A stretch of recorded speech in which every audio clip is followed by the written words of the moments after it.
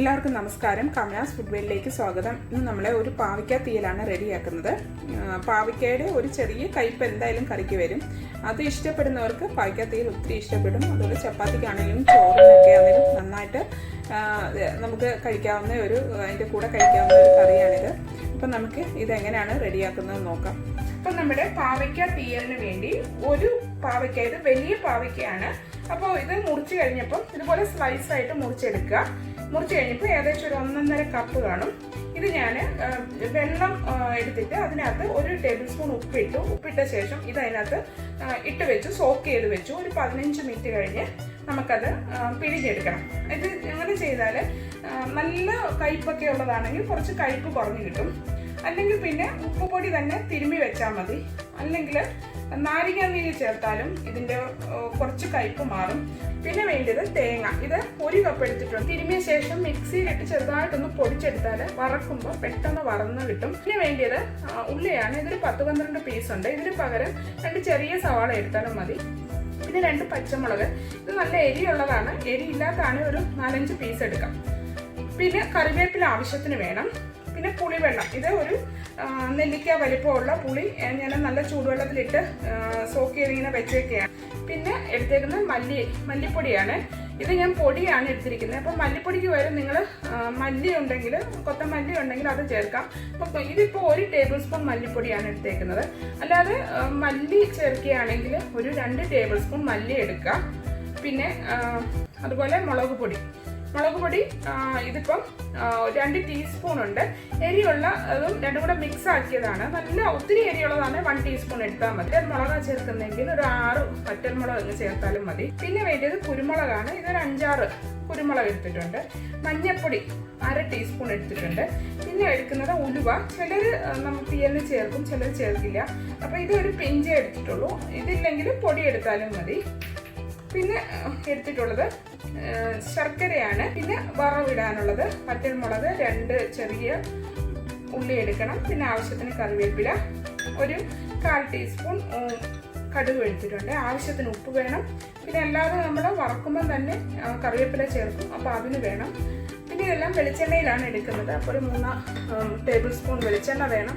ആവശ്യത്തിന് വെള്ളം വേണം. വെള്ളം തിളപ്പിച്ചെടുത്ത് ചൂടുള്ള വെള്ളമാണെങ്കിൽ കറിക്ക് പച്ചവെള്ളം ഒഴിക്കുന്നതിനെക്കാട്ടി കുറച്ചുകൂടെ ടേസ്റ്റ് വരും. അപ്പം നമ്മുടെ ഫസ്റ്റ് തേങ്ങ ഇതൊക്കെ ഒന്ന് വറുത്തെടുക്കാം.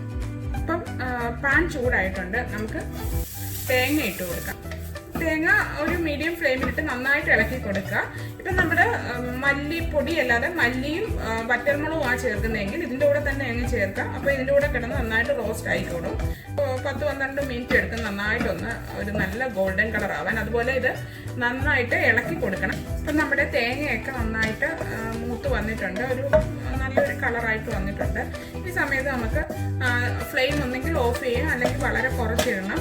ഇനിയിപ്പം നമ്മൾ പൊടികളൊക്കെ ചേർത്ത് കൊടുക്കുകയാണ്. അപ്പം ഭയങ്കര ഹോട്ടായിട്ട് കിടക്കുകയാണെങ്കിൽ പെട്ടെന്ന് അത് കരിഞ്ഞു പോകും, നന്നായിട്ട് മൂത്ത് വരത്തില്ല. അപ്പം ഫ്ലെയിം ഒന്ന് ഓഫ് ചെയ്തിട്ട് പിന്നെ നമുക്കൊന്ന് ഓണാക്കി കൊടുത്താൽ മതി. ഇപ്പം നമുക്ക് എടുത്തു വെച്ച കുരുമുളക് ഇട്ട് കൊടുത്തു. പിന്നെ അതുപോലെ ഇതൊന്നും പൊടിയല്ല, അതാണ്, അതുകൊണ്ട് ആദ്യമേ ഇട്ട് കൊടുക്കുകയാണ്. ഉലുവ, പിന്നെ കറിവേപ്പില, അതുപോലെ മല്ലിപ്പൊടി 1 ടേബിൾ സ്പൂണ്, മുളക് പൊടി 2 ടീസ്പൂണ്, മഞ്ഞൾപ്പൊടി 1/2 ടീസ്പൂണ്. ഇത് നന്നായിട്ടൊന്ന് ഇളക്കി കൊടുത്ത ശേഷം നമുക്ക് ഫ്ലെയിം ഓൺ ആക്കി എടുക്കാം. ഫ്ലെയിം ഓൺ ആക്കി ഒരു ലോ ഫ്ലെയിമിൽ 1 മിനിറ്റ് കൂടെ ഒന്ന് ഇളക്കി കൊടുക്കാം നന്നായിട്ട്. ഇനിയിപ്പോൾ ഫ്ലെയിം ഓഫ് ചെയ്ത് കൊടുക്കാം.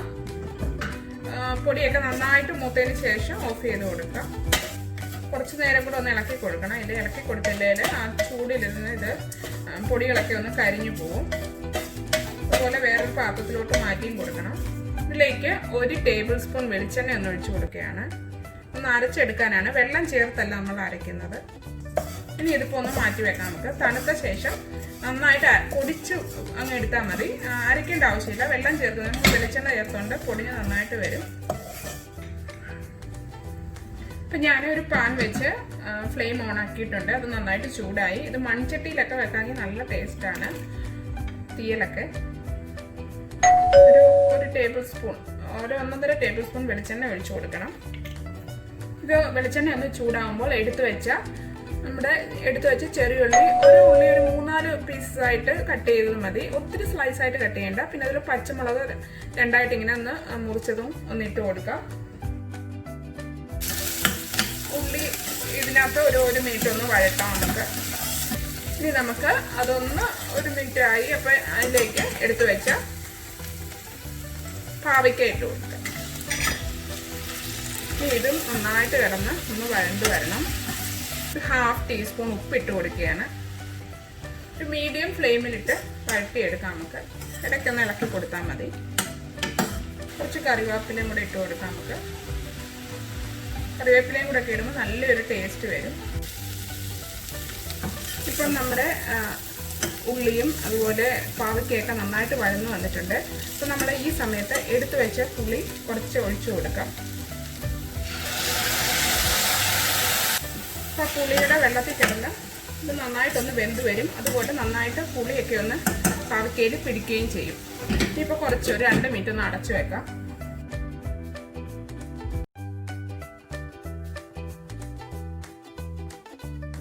ഇപ്പോൾ പാവയ്ക്കയൊക്കെ നന്നായിട്ട് വെന്ത് വന്നിട്ടുണ്ട്. ഇനിയിപ്പോൾ ഞാനിത് വെള്ളം ചേർക്കാതാണ് നന്നായിട്ട് പൊടിച്ചെടുക്കുകയായിരുന്നു. പിന്നെ വെളിച്ചെണ്ണയുടെ ഒരു ഇതും പിന്നെ നമ്മുടെ തേങ്ങയിലെ വെളിച്ചെണ്ണ ഇറങ്ങിയിട്ട് അത് നന്നായിട്ട് ഇത് ഇങ്ങനെ വരും. അപ്പോൾ ഇനി ഇതിലേക്ക് ചേർക്കാം.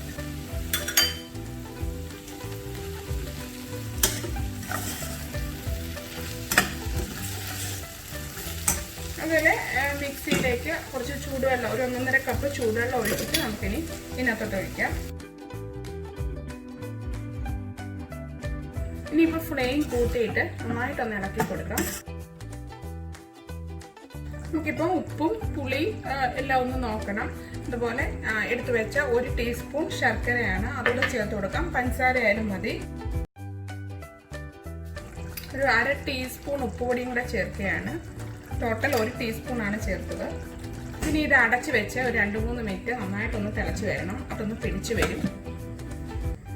ഒരു മീഡിയം ടു ലോ ഫ്ലെയിമിലിട്ട് 2-3 മിനിറ്റ് നമുക്കൊന്ന് തിളപ്പിച്ചെടുക്കാം. ഇപ്പം കറി നന്നായിട്ട് എല്ലാം ഒന്ന് കുറുകി വന്നിട്ടുണ്ട്. ഇത്രയും ലൂസ് വേണമെങ്കിൽ ഇങ്ങനെ എടുക്കുക. ഇല്ല കുറച്ചുകൂടെ നന്നായിട്ട് കുറുകണമെങ്കിൽ ഇത് ഒന്നുകൂടെ കുറച്ച് നേരം കൂടെ തുറന്ന് വെച്ച് ഒന്ന് തിളപ്പിച്ചെടുത്താൽ മതി. അപ്പോൾ തീയലൊക്കെ ആകുമ്പോൾ ഈ ഒരു പരുവത്തിലിരിക്കുന്നതായിരിക്കും. നമുക്കിനി ഒന്ന് വറവിട്ട് കൊടുക്കാം. 1 ടേബിൾ സ്പൂൺ വെളിച്ചെണ്ണ ചൂടാകുമ്പോൾ കടുക് ഇട്ട് പൊട്ടിച്ചെടുക്കുക. ഒരു 1/4 ടീസ്പൂൺ കടുക് പൊട്ടി തീർന്നാൽ എടുത്തു വെച്ച മുളക്, ഉള്ളി, കറിവേപ്പില ഇട്ട് കൊടുക്കുക. വറവ് റെഡി ആയിട്ടുണ്ട്. ഇതിനിപ്പോൾ കറിയിലേക്ക് ഇട്ട് കൊടുക്കാം.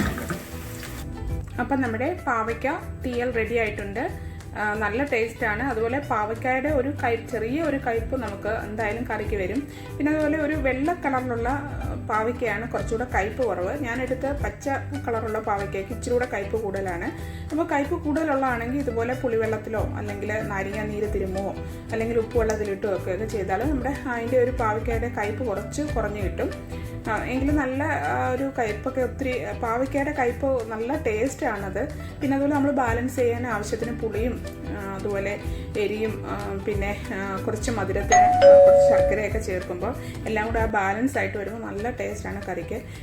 അതുപോലെ ഇത് ചപ്പാത്തിക്കും ചോറിനും ഒക്കെ നന്നായിട്ട് ഇത് നമുക്ക് അതിൻ്റെ കൂടെ കൂട്ടാൻ പറ്റുന്ന ഒരു കറിയാണ്. അപ്പോൾ എല്ലാവരും ട്രൈ ചെയ്യണം. ഇഷ്ടപ്പെട്ടാൽ ലൈക്ക് ചെയ്യണം. അതുപോലെ എൻ്റെ ചാനൽ സപ്പോർട്ട് ചെയ്യണം. എല്ലാവരും സബ്സ്ക്രൈബ് ചെയ്യണം. അതുപോലെ ബെൽ ബട്ടൺ ഓൾ തന്നെ പ്രസ് ചെയ്യണം. എന്നാലേ ഞാൻ ഓരോ വീഡിയോസ് ഇടുമ്പോഴും നിങ്ങൾക്കതിൻ്റെ നോട്ടിഫിക്കേഷൻസ് എത്തുകയുള്ളൂ. അപ്പോൾ വീണ്ടും നല്ലൊരു വിഭവമായി വരുന്നത് വരെ എല്ലാവർക്കും എൻ്റെ നമസ്കാരം.